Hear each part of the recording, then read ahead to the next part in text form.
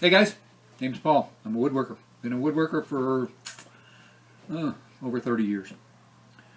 Today I want to talk to you a little bit about sanding. I want to talk to you about, more importantly, I want to talk to you about sanding efficiently. Early in my career, I thought sanding was the worst part of any project. I know it was probably the most important part because it really set up for the finish coat, which is really what makes or breaks a good project. But I hated it. It seemed like so tedious and so time-consuming and required so much effort. And I had an older friend who was he'd been a woodworker for quite a few years, and he commented on how I was doing things wrong, and he's the one who kind of turned me around on it. Sanding wood, when you're sanding wood, you have to look at what kind of surface you're working with. The roughest surface I call the repair surfaces. It might be that you just finished a project and one of your joints aren't even. One side's higher than the other, or maybe a seam that two boards that you glued together and they're not quite even. And so a planer would be a quick solution, but oftentimes sanding can correct the minor flaws. So those are repair phases. Let's say that you're doing grandma's dresser and there's a deep gouge in it. You need to get the gouge out. Let's say that you need to remove some paint.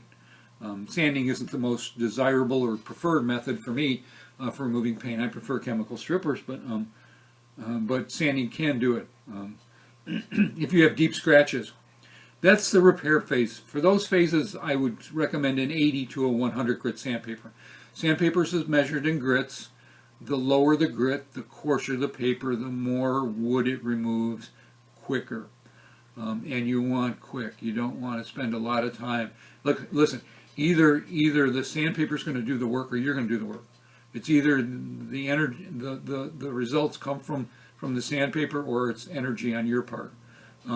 Oftentimes in my early projects, I would use too high of a grit sandpaper, and I'd have to overwork. So the effort was done by me, not by the sandpaper. So for leveling and gouges, 80 grit sandpaper is what I recommend. For minor paint removal, a deep scratch is 100 grit. If you start with an 80 grit, you need to follow with a 100 grit. Each grit removes the scratch. Each time you step up in grit, it removes the scratches from the grit below it.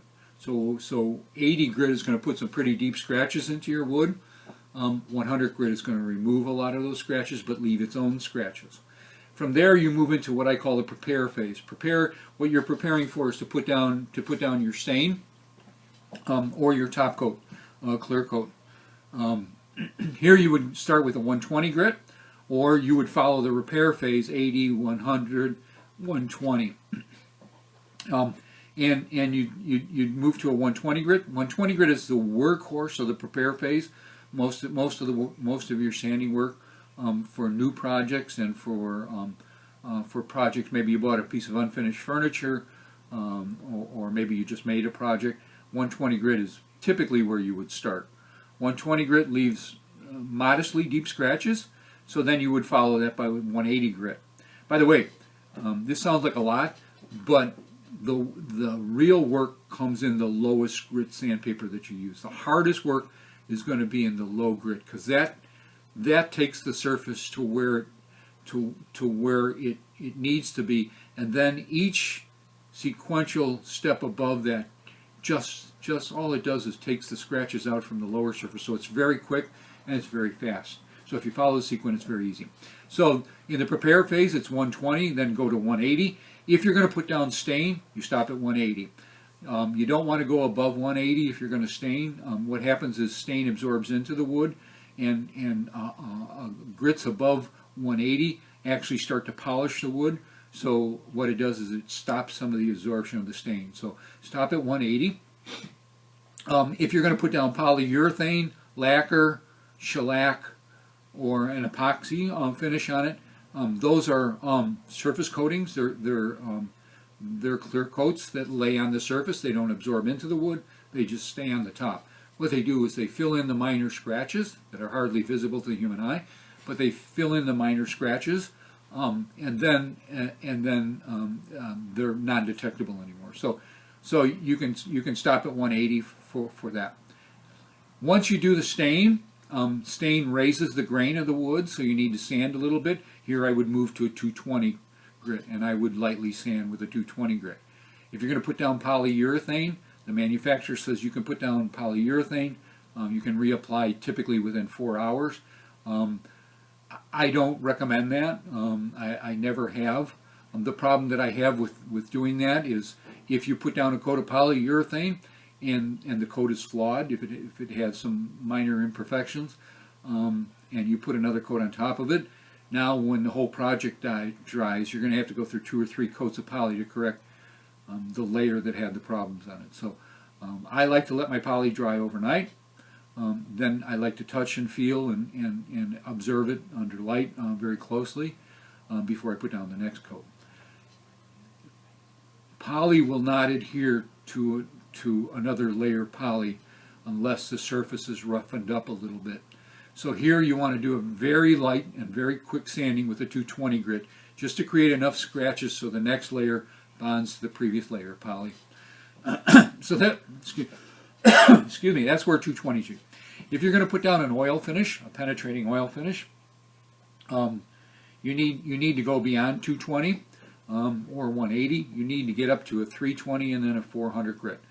What happens is a penetrating oil or a wiping oil absorbs into the wood. Once it absorbs into the wood, it accentuates any minor scratches that are there. So the scratches that are left by a 180 or 220 will show. So I recommend that if you're going to do an oil finish, that you go to a 320 and then to a 400. So you'd finish up at a 400. Those are your finish steps. The last thing is sheen. You can change the sheen. Let's say you put down a gloss clear coat and it's too shiny for you. You didn't think it was going to be that shiny. What you can do is you can take a 600 grit sandpaper. You can lightly sand it, and then what I would do then is I would follow it up with a little soapy water. Just mix a couple little drops of soap in a glass of water and wet the surface and take a 000 4 zeros steel wool and lightly rub it out with steel wool. Dry it off and you'll be in great shape. It'll take the sheen down a level or two, and the more you do it, the further it'll take it down. Let's say that you've got a piece of furniture that's been around for a while and it just doesn't have the luster that it once had. Well, you can actually polish with sandpaper. When you get up into the 2,000 to 4,000 grit sandpapers, those are considered polishing sandpapers. What they do is they clean up the old surface. They remove a little bit, very little, of the top layer, and they buff out the surface to make it look better. So here I would use the same soapy water. So I would do a wet sand because the sandpaper is so fine. So I would do a wet sand and I would sand it up that way. Okay, you can download this sheet. It's a great resource for you to have on hand. You can do it again at paulsdiy.solutions, not .com. It's .solutions. Or you can click, I'll put a little I buttons in one of the corners, and you can click on those. Do me a favor, please subscribe. If you liked and learned something, please like the video as well. And if you have questions, don't hesitate. Just write your comments below or your questions, and I'm real good about responding, so I'll get back to you within 24 hours. That's it. Again, subscribe. Thanks very much. I hope you learned something. Have a great day.